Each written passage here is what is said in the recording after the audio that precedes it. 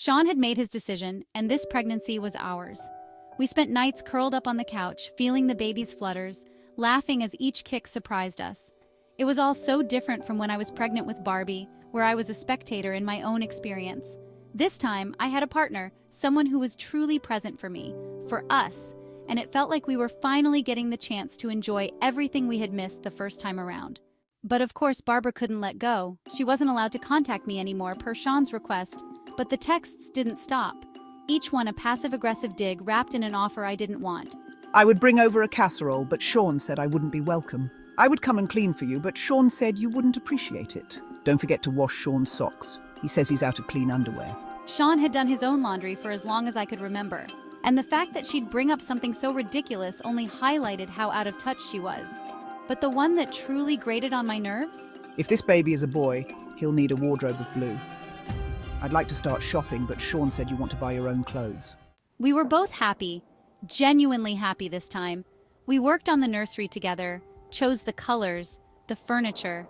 It was like rediscovering something beautiful in our marriage, a connection that had been lost in all the noise during Barbie's pregnancy. One day, my doctor's office called, asking if I was transferring my care to another clinic. A nurse from a nearby facility had called to request my medical records. I assured them I had no intention of leaving and asked them to note in my file that no information was to be shared without my direct consent. I didn't think much of it until the next day when I received another text from Barbara. I just want to be involved. Now you've blocked me in every way possible. You are a terrible human being. I showed it to Sean. He frowned and sighed, the familiar weight of it pulling at him. I'll talk to her, he promised. But the next day, things escalated. When I went to pick Barbie up from preschool, she wasn't there. Panic seized me. My heart raced as I called Sean. "Did you give your mom permission to pick her up?" I demanded. There was a long pause before his exhausted sigh came through the line. I haven't talked to her. That was it. I drove straight to Barbara's house, walked in without knocking, and calmly gathered Barbie's things. Barbara stood in the doorway, watching me with a smug look on her face. "If this continues, I'll get a restraining order," I told her, my voice even. "This isn't a game."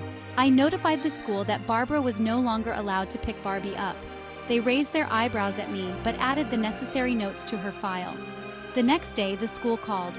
Barbara had shown up again, trying to take Barbie. They didn't let her, thankfully, but I was furious. I called Sean.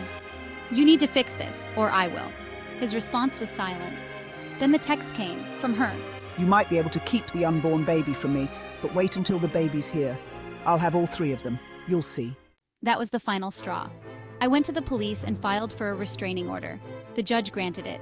After her second arrest for violating it, she stopped. Sean still went to visit her, though. He never took Barbie with him again. He'd leave for his weekly dinners, but after a few more weeks, he stopped going. He never explained why, and I didn't ask. I was 35 weeks along, and I had more important things to focus on than the broken relationship between him and his mother. My own mother came to stay with us the week before my due date, helping me finalize the nursery and taking Barbie to and from preschool. It felt good to have that support, the kind that didn't come with strings attached.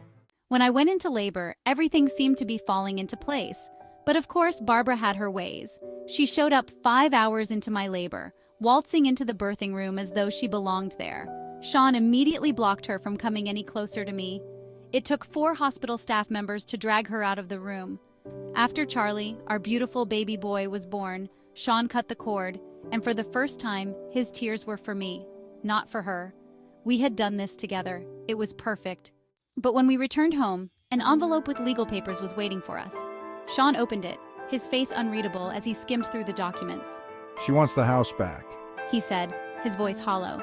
Barbara had let us rent her old home for a fraction of what it was worth when she downsized, but now she was taking it back. I'll fix this, Sean said, grabbing his coat.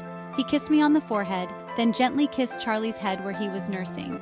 As he walked out the door, I watched him go, knowing this was a battle I couldn't fight for him. But I also knew that for the first time, I wasn't alone in this fight. Sean was with me, and that made all the difference.